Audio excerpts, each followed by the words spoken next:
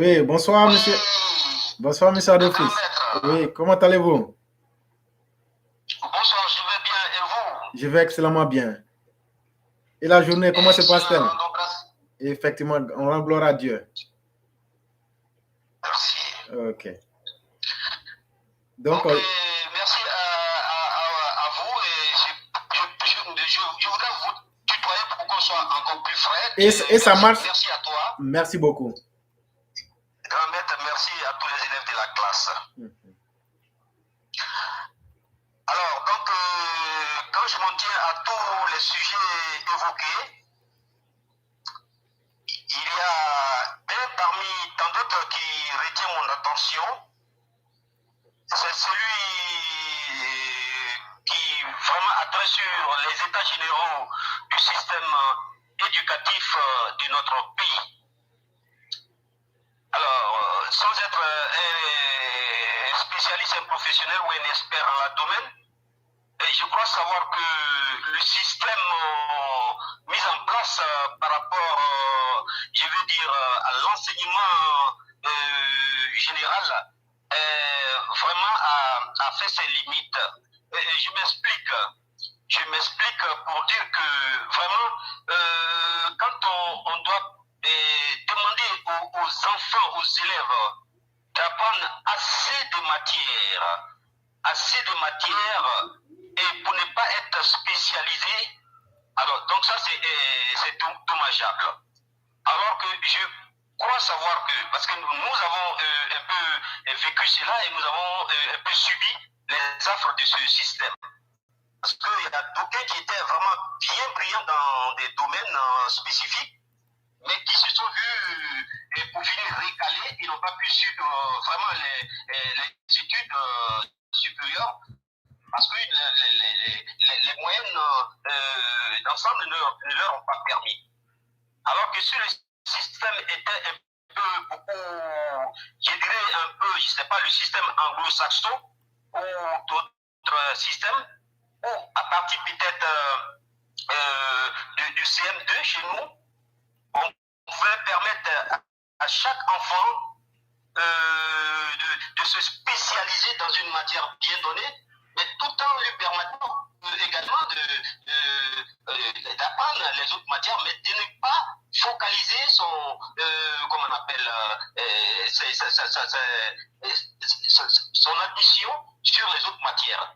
Alors donc, je pense que si on mettait l'accent un peu sur ça, c'est-à-dire un enfant qui est brillant en mathématiques, et qu'on mette vraiment tout le poids sur cet enfant en mathématiques, et qu'on l'oriente dans des filières de mathématiques, et qu'on l'encadre plus en mathématiques, celui qui est aussi en anglais, qu'on en fasse autant, et puis je pense que comme ça allait faciliter aux enfants de mieux avancer et d'avoir aussi mieux des spécialistes dans plusieurs domaines. En plus, il faudrait qu'on fasse de notre système éducatif un système, je dirais, beaucoup théorique et pratique. Je voudrais quand même que dès le bas âge, les bas classes, qu'on ait vraiment un système où on peut apprendre les enfants, pourquoi pas la mécanique, la plomberie, ainsi de suite, et chacun dans un domaine dans lequel l'enfant peut se sentir mieux. Bon, je pense que si on pouvait vraiment essayer de réfléchir sur cet état des faits, et sinon ça n'engage que moi, et ça pourrait vraiment permettre de fluidifier et de permettre d'avoir des spécialistes en plusieurs domaines. Aussi, je voudrais quand même qu'on fasse un peu l'économie de tous ces gâchis. Parce que je vais dire quoi par là. Les enfants, après les cours, les enfants traînent dans les rues, les enfants n'y font rien. Ben, je me dis que, alors, il faut qu'il y ait quand même une forme de communautarisme. Je vais dire quoi par là. Que dans toutes les régions, toutes les régions, qu'on ait des hectares et des hectares de plantations qui soient réservés aux élèves, aux gens, qu'ils puissent aller travailler et que ceux qui sont dans d'autres domaines, qu'on puisse les envoyer dans des centres de formation mécanique et au lieu que les enfants traînent dans les rues et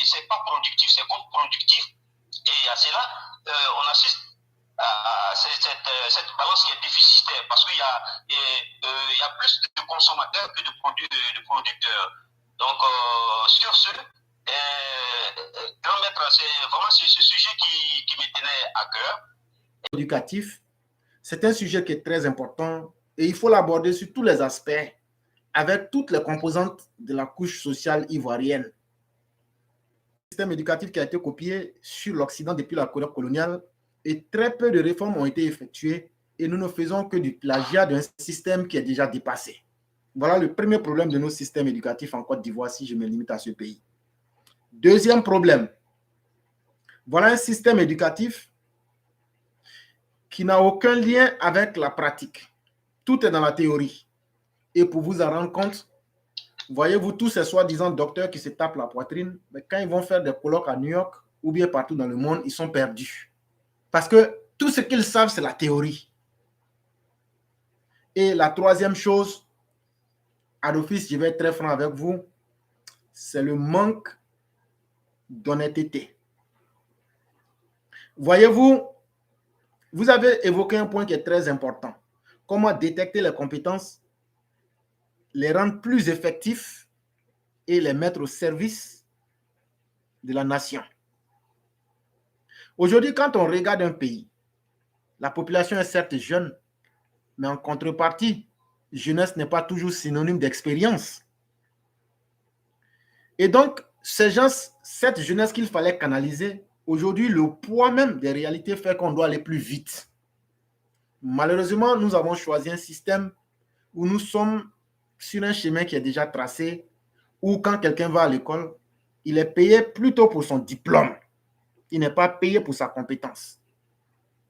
Et c'est ce qui fait qu'aujourd'hui, en Côte d'Ivoire, c'est plus vous direz que vous avez un bac plus 5, un bac plus 10, que les gens vont vous accorder, pas par compétence ou par confiance, mais on va vous donner des postes et vous payer en fonction de votre diplôme. C'est tout ce paradigme-là qu'il faut changer. Or, les différents gouvernants, que ce soit le gouvernement même du président Ouattara et tous ceux qui l'ont précédé, ne sont pas prêts. Et je m'explique. À d'office, est-ce que vous connaissez un de nos dirigeants depuis la colonisation jusqu'à aujourd'hui qui a les enfants qui fréquentent dans nos écoles? Non. Mais pourquoi? Si c'était un système qui était bien là, qu'est-ce qui manque dans notre système éducatif que tout le monde prône, à chaque gouvernement vante? Qu'est-ce qui manque pour qu'eux ne puissent pas mettre leurs enfants? À défaut de les envoyer en Occident, ils sont dans les lycées américains, lycées français. Ça veut dire qu'il y a quelque chose de fondamental qui manque dans notre école. Et donc ça, c'est un manque de courage et un manque d'honnêteté même de tous les dirigeants. En réalité, il y a cette course pour toujours se maintenir. Et sachant qu'un diplôme américain vaut mieux qu'un diplôme ivoirien, un diplôme français vaut mieux qu'un diplôme ivoirien, ils ont toujours maintenu ce gap. Et c'est ce que j'ai toujours dit. Allez revoir la configuration de la société coloniale. Vous aviez le quartier des colons, vous aviez le quartier des citoyens semi-lettrés et vous avez le citoyen de la classe des indigènes. Malheureusement, c'est cette même configuration qu'on a maintenue dans toutes les strates, que ce soit au niveau académique, que ce soit au niveau social, que ce soit au niveau, à quelque niveau que vous voudriez. Et donc, ça fait aujourd'hui que tant que vous n'allez pas étudier, même si vous êtes l'homme le plus intelligent de la Côte d'Ivoire, si vous n'allez pas étudier en Occident, ou même si vous ne faites pas une virée dans une université, même la plus lugubre des États-Unis ou de la France, si un enfant d'un politicien vient, même avec un diplôme boutique, mais s'il y a la mention France, États-Unis ou même Canada, cette personne vous surpasse. Et donc, il faut avoir le courage pour que cette situation-là puisse changer. Et je ne crois pas que ça se fera si nous-mêmes qui sommes les parents les plus pauvres, on s'assoit et qu'on continue à laisser les autres décider de notre destin. Ça ne sera pas possible. Il faut que l'Ivoirien aujourd'hui soit capable dans le débat de dire sans complexe, j'allais dire, aux dirigeants, qu'est-ce qui fait que vous, toi marié, tous là, tes enfants là ne sont pas à l'école primaire publique de Guitronzon? Qu'est-ce qui fait que les enfants de tous les ministres là ne sont pas à l'EPP? Quand on va poser cette question-là, la réponse qu'eux-mêmes vont nous donner là, c'est ça qui est la vraie solution de l'école ivoirienne. Sinon, tout le reste là, même leur état général là, ça ne va rien donner. Parce qu'en réalité, la vraie volonté qui doit agir, Un dirigeant doit venir tracer un plan pour les générations à venir avec le rêve même que lui-même veut voir. De la même manière qu'aucun de nos dirigeants ne va se soigner dans nos hôpitaux, c'est de cette même manière-là qu'aucun de leurs enfants ne fréquentera dans nos écoles. Parce que ce qui manque dans nos écoles, c'est ce qui fait la force de cette classe dirigeante-là pour pouvoir toujours se maintenir.